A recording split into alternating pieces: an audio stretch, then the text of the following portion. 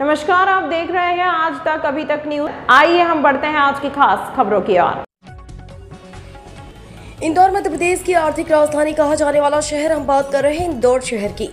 स्वच्छता में नंबर 1 सभी शहरों में आइडियल बना इंदौर। एक मामला सामने आया है बाण गंगा सावेर क्षेत्र में अवैध तरीके से केमिकल द्वारा नट बोल्ट, फैन बॉक्स आदि लोहे का सामान केमिकल तेजाब के द्वारा खुलेआम रहवासी क्षेत्र में कुछ कंपनियां बिना पॉल्यूशन के ईटीपी प्लांट के बिना धड़ल्ले से चला रहे हैं। कल ही मामला पीतमपुर में एक केमिकल प्लांट में हादसा हुआ। आज इंदौर के 3 इमली क्षेत्र में हादसा हुआ, लेकिन फिर भी खुलेआम केमिकल फैक्ट्रियां चल रही हैं। फैक्ट्री में काम करने वाले वर्गों को कोई भी प्रोटेक्शन नहीं मिल रही है। वहीं ऐसी कंपनियां केमिकल का पानी छोड़कर नदी में उनके जल को दूषित भी कर रहे हैं। अभी हाल ही में कान्हा नदी की सफाई की गई थी और अब केमिकल का पानी जा रहा है। जब हमारे संवाददाता द्वारा पॉल्यूशन विभाग के अधिकारी एस नदवेदी से चर्चा की गई तो उन्होंने बताया कि जगह जगह पॉल्यूशन विभाग का लाइसेंस दिया गया है। कई जगह चोरी छुपे काम चला रहे हैं, हमारे संज्ञान में नहीं है। अभी मेरे संज्ञान में कुछ लोगों द्वारा बताया गया है कि हमारे द्वारा इन जगहों पर 2 से 4 दिनों में सख्त से सख्त कार्रवाई की जाएगी।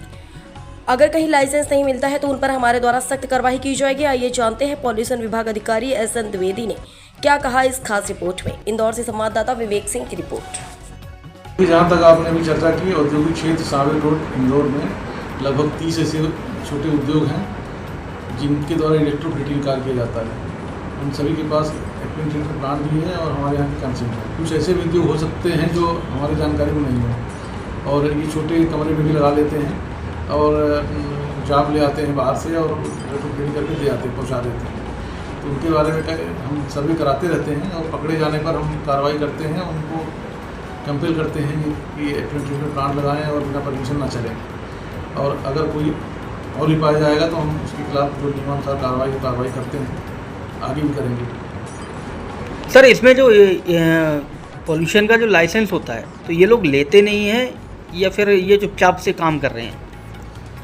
नहीं, पोल्यूशन के कई बार छोटे लोग हैं, इनको हो सकता है नॉलेज ना होता हो तो शुरू कर देते हैं। कि हमारी टीम जाती है, कहीं से कंप्लेन आती है तो हम जांच करके उनको नोटिस और कार्रवाई करते हैं और कार्रवाई के उपरांत कई बार प्राप्त कर लेते हैं कंसेंट, परमिशन, और कई बंद हो जाते हैं। परमिशन लेने के लिए सर क्या करना पड़ता है?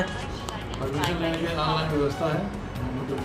नहीं, जैसे कुछ लोग रहते हैं उनको पता नहीं होता है उस विषय को लेकर।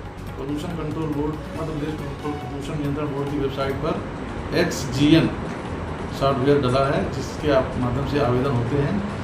उसमें उसका जो मेन पेज है उसमें सब प्रक्रियाएँ दी गई हैं, किस तरह से आवेदन लगाना है, कौन कौन से डॉक्यूमेंट अपलोड करना है, कितनी फीस है और क्या प्रोसेस है। उसमें इवन आपके आवेदन की जो कह सकते हैं ट्रैकिंग सिस्टम भी डला है कि आपका आवेदन आपने डाला तो किस स्टेज पे है, किस तारीख को, आप उसको भी देख सकते हैं।